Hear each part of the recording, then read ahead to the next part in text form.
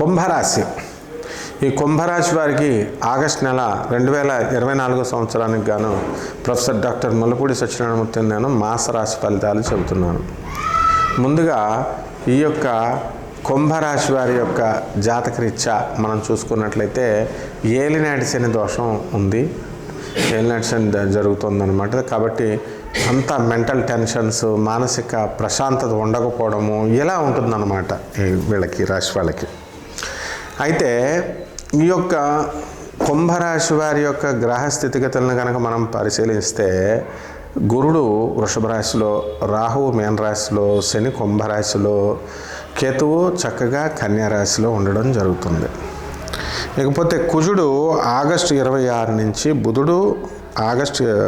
కుజుడు మిథున రాశిలో వస్తాడు. కుజుడు ఆగస్టు 22 నుంచి బుధుడు కర్కాటక రాశిలోకి వస్తాడు. ఆగస్టు 16 నుంచి రవి సింహరాశిలోకి, శుక్రుడు ఆగస్టు 25 నుంచి కన్యా రాశిలో ప్రవేశం చేస్తాడు. కాబట్టి కుంభరాశి వారికి ఏలినాటి శని దోషం జరుగుతుంది. కాబట్టి మీకు వృత్తి, వ్యాపార, ఉద్యోగ విషయాల్లో పని ఎక్కువగా ఉంటుంది. ఒకవేళ తక్కువగా ఉన్నప్పటికీ కూడా చాలా ఎక్కువగా అనిపిస్తూ ఉంటుంది వర్క్లోడ్. దాన్ని సమర్థవంతంగా మీరు చేయగలుగుతారు, కానీ మీ ఆత్మవిశ్వాసం మీద దెబ్బ పడుతుంది అనమాట. అంటే మీతో పాటు పనిచేసేటటువంటి కొలీగ్స్ కానీ, మీ క్రింద సబార్డినేట్స్ కానీ, మీ పై ఆఫీసర్లు కానీ హెరాస్మెంట్ అనేటటువంటిది చేస్తున్నారని మీరు అనుకుంటారు. ఆ యొక్క ఏలినాటి శని దోషంలో అలా ఉంటుంది.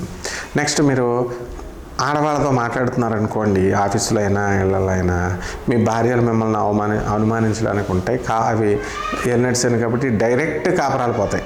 కాబట్టి ఈ విషయాల్లో మీరు ఆడవాళ్ళతో అస్సలు మాట్లాడకండి. వాళ్ళు వచ్చినా సరే బుర్ర అటువైపు తిప్పేసి మీరు చక్కగా ఉండండి. ఈ విధమైనటువంటి జాగ్రత్తలు తీసుకుంటే ఏలినాటి శనిలో చాలా జాగ్రత్తగా ఉండాలి. ఎందుకంటే ఈ ఏలినాటి శనిలో మీరు దాచుకున్నటువంటి డబ్బు ఏదైతే ఉందో అవి అనవసరమైనటువంటి ఖర్చులకి వెళ్తాయి. ఎలాగో మనం పేదవాళ్ళకి మనం దానాలు చేయం. మనం దానం చేసేది ఏంటి? ఫ్రెండ్స్కే, ఆడవాళ్ళకే చేస్తాం. కాబట్టి అది అవాయిడ్ చేసుకున్నారంటే ఈ నెలలో మీరు బ్రహ్మాండంగా ముందుకు దూసుకు వెళ్ళిపోతారు. లేకపోతే కుంభరాశి వాళ్ళకి పనులు అనేటటువంటివి లేవు అనుకునేటటువంటి వాళ్ళందరికీ కూడా పనులు దొరుకుతాయి ఇంకా కూడా ఈ నెలలో. వృత్తి, వ్యాపార, ఉద్యోగ విషయాల్లో చక్కగా ఉంటుంది. ఏ విధంగా లేదు. మనకు డబ్బులు రావట్లేదు అంటే ఇంతకు ముందు అంత రావు. అది ప్రపోర్షనేట్గా కొంచెం తగ్గుతుంది ఏలినాటి శనిలో. ఆ తర్వాత వ్యయము విపరీతంగా ఉంటుంది. బంధుమిత్రుల తాకిడి ఎక్కువగా ఉంటుంది ఈ యొక్క ఏలినాటి శని ప్రభావం. కాబట్టి వాళ్ళందరినీ కూడా చాలా జాగ్రత్తగా మీరు చూసుకుంటారు.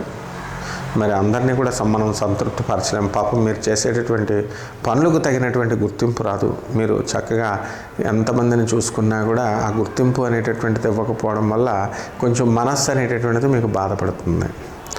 ఈ కుంభరాశి ఆడవాళ్ళు ఉన్నారు పాపం, వాళ్ళు ఉద్యోగాలు చేస్తూ తర్వాత ఇవి కూడా వ్యాపారాలు చేస్తూ పాపం ఇళ్ళు వేరే చోట పిల్లల్ని సర్దుకోవడం ఇలా అన్నీ చూస్తారు. కానీ అక్కడేమవుతాయి, మనకి ఈ స్త్రీలకి మనశ్శాంతి రావాలి. చక్కగా మనశ్శాంతి రావాలంటే గుర్తింపు, పాపం ఆడవాళ్ళు కోరుకునేది ఏంటి? అరే చిన్న అప్రిసియేషన్, బాగా చేసావు అంతే. అది కూడా చెప్పరనమాట. ఏలినాటి శని టైంలో పాపం మీరంతా మీ బంధువులకి, అత్తగారులకి, ఆడబడుచులకి, వీళ్ళంతమందికి సేవ చేస్తున్నా సరే వాళ్ళు మిమ్మల్ని లెక్క చేయరు, మీకు ఇంపార్టెన్స్ ఇవ్వలేదని బాధపడతారు. కాబట్టి ఇలా అయితే మీరు ఎర్రగడ్డ పిచ్చి హాస్పిటల్లో జాయిన్ అయిపోవడానికి గ్యారంటీగా ఉంటుంది. కాబట్టి ఎవ్వరిని ఆశించొద్దు. మీరు చేయాలనుకున్న పని మాత్రం మీరు చేసుకుంటూ వెళ్ళిపోండి. ఈ ఏలినాటి శనిలో కొత్త వ్యక్తులు మీకు పరిచయం అవుతూ ఉంటారు. ఆ కొత్త వ్యక్తుల వల్ల ప్రమాదాలు ఉండడానికి అవకాశాలు ఉంటాయి. ఎందుకంటే తెలియదు కదా, అందరూ మంచోళ్ళు ఉంటారు, చెడ్డోళ్ళు ఉంటారు.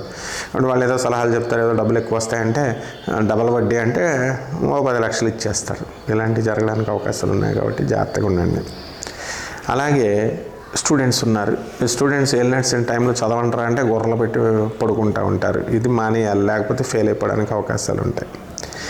ఈ ఏలినాటి శనిలో మనకి ప్రతిభ ఉన్నప్పటికీ కూడా అవకాశాలు రావట్లేదని బాధపడే వాళ్ళు ఉంటారు. ఖచ్చితంగా వస్తుంది. అది ఏలినాటి శని ఏం చేయలేదు. ఎందుకంటే ఏలినాటి శని మీరు జయించి మీరు మీ యొక్క డిసిప్లిన్ను, మీ యొక్క ఇది మిమ్మల్ని ముందుకు తీసుకెళ్ళిపోతుంది. కాబట్టి ఈ విధంగా మనకి ప్రోత్సాహకరంగా ఉండేటటువంటి వ్యక్తులతో తిరగండి. మీరు డిస్కరేజ్ చేసేటటువంటి వాళ్ళతో కాదు. రైతుల వ్యాపారాలు బాగుంటాయి, వ్యవసాయం బాగా చేస్తారు, పంటలో మీరు అనుకున్నంత రాబడి దిగదు, ఒకవేళ దిగిన కమిషన్ ఏజెంట్స్ వాళ్ళు కొట్టుకెళ్ళిపోతారు. చేపల రొయ్యల చెరువులు మంచి పంటలు పండిస్తారు. ఇది మాత్రం చేపల రొయ్యల వల్ల మీకు లాస్ ఏమీ లేదు. అష్టమ కేతువు నడుస్తున్నాడు. ఈ అష్టమ కేతువు వల్ల ఏమవుతుందంటే మీకు మరణ సదృశ్యమైనటువంటి ఫలితాలు వస్తాయి.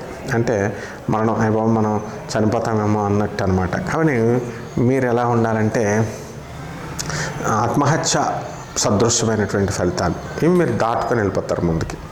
కాబట్టి ఏ విధంగా మీకు ఏం పర్లేదు. రెమెడీస్ దగ్గరికి వచ్చేసరికి ఏలినాటి శని దోష పరిహారం కోసం శని జపం చేయండి, శని స్తోత్రాలు చదవండి, శనికి కిలోంపావు నల్ల నువ్వుల్ని, నల్లని వస్త్రాన్ని పేద బ్రాహ్మడికి శనివారం నాడు ఉదయం 8 గంటలకి దానం చేయండి. అలాగే దశమహావిద్యల్లో ఒకటైనటువంటి మహాకాళి అమ్మవారి యొక్క హోమాన్ని మీ ఇంట్లో జరిపించుకోండి. ఈ విధంగా చేయడం వల్ల ఈ నెలంతా కూడా బ్రహ్మాండంగా ఉంటుంది. మీకు శుభమస్తు.